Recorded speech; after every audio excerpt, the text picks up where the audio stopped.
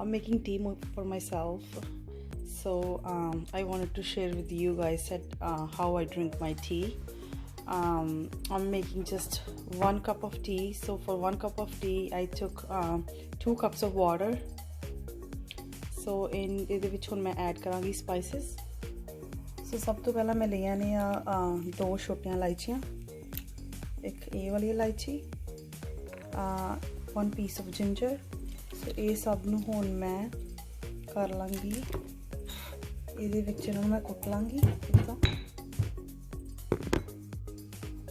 ਇਹਨੂੰ ਇਸ ਤਰ੍ਹਾਂ ਕਰਕੇ ਮੈਂ ਥੋੜਾ ਮਡਲ ਕਰ ਲਿਆ। ਸੋ ਇਸ ਤੋਂ ਬਾਅਦ ਇਹ ਸਭ ਮੈਂ ਪਾ ਦਾਂਗੀ ਹੁਣ ਪਾਣੀ ਦੇ ਵਿੱਚ।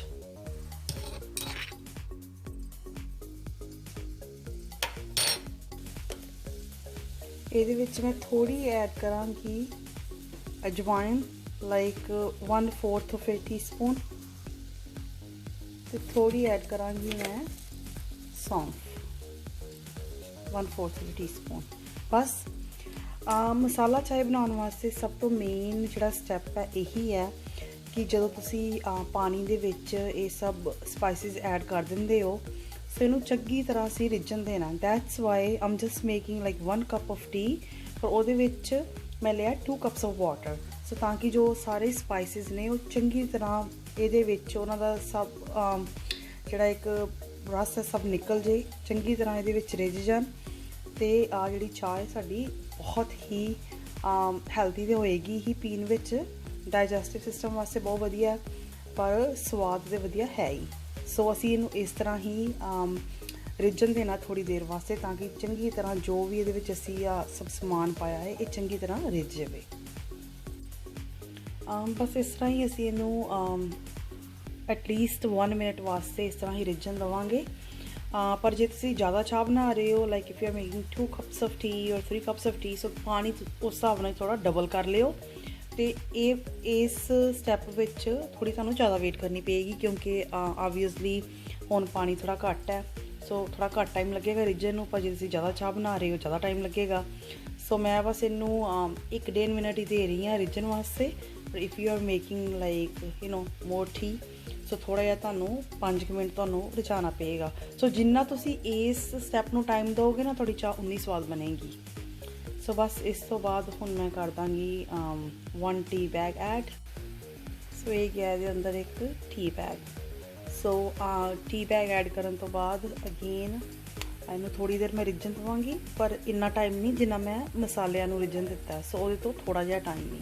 ਜੇ ਤੁਸੀਂ ਦੇਖੋਗੇ ਨਾ ਇਹ ਟੀ ਬੈਗ ਵਿੱਚੋਂ ਸਾਰੀ ਜੋ ਵੀ ਟੀ ਹੈ ਤੁਹਾਨੂੰ ਨਜ਼ਰ ਆ ਰਹੀ ਹੈ, ਉਹਦੇ ਵਿੱਚ ਇੱਕ ਰੈਡਿਸ਼ ਕਲਰ ਆ ਜਾਏਗਾ। ਦੈਟ ਮੀਨਸ ਕਿ ਉਹ ਚੰਗੀ ਤਰ੍ਹਾਂ ਸਾਰੇ ਮਸਾਲਿਆਂ ਦੇ ਵਿੱਚ ਬਲੈਂਡ ਹੋ ਗਈ ਹੈ, ਤੇ ਉਹਨੇ ਆਪਣਾ ਜੋ ਵੀ ਅਸਰ ਹੈ ਉਹ ਬਸ ਪੈਕਟ ਦੇ ਵਿੱਚੋਂ ਨਿਕਲ ਗਿਆ। ਸੋ I'm just gonna let it boil for a few seconds, ਤੇ ਉਸ ਤੋਂ ਬਾਅਦ ਮੈਂ ਐਡ ਕਰਾਂਗੀ ਮਿਲਕ। ਸੋ ਇਹ ਦਿਖ ਰਿਹਾ ਕਿ ਸਾਡੀ ਜੋ ਚਾਹ ਹੈ ਪੂਰੀ ਤਰ੍ਹਾਂ ਰਿੱਝ ਗਈ ਹੈ। ਸੋ ਇਹਦੇ ਵਿੱਚ ਅਸੀਂ ਹੁਣ ਐਡ ਕਰਾਂਗੇ ਮਿਲਕ। ਸੋ ਮੈਂ ਬਹੁਤ ਹੀ ਥੋੜਾ ਮਿਲਕ ਐਡ ਕਰਦੀ ਹਾਂ। ਸੋ ਤੁਸੀਂ ਆਪਣੇ ਟੇਸਟ ਦੇ ਅਕੋਰਡਿੰਗ ਐਡ ਕਰ ਸਕਦੇ ਹੋ। If you R one of those people ਜੋ ਜ਼ਿਆਦਾ ਦੁੱਧ ਪਾਉਂਦੇ ਹੈ, ਸੋ ਤੁਸੀਂ ਜ਼ਿਆਦਾ ਐਡ ਕਰ ਸਕਦੇ ਹੋ, ਪਰ ਮੈਂ ਥੋੜਾ ਘੱਟ ਦੁੱਧ ਵਾਲੀ ਹੀ ਚਾਹ ਪੀਂਦੀ ਹਾਂ। ਸੋ ਜਦੋਂ ਵੀ ਤੁਹਾਡੇ ਘਰ ਆਵਾਂ ਇੱਦਾਂ ਦੀ ਚਾਹ ਹੀ ਮੈਨੂੰ ਬਣਾ ਕੇ ਪਿਆਇਓ।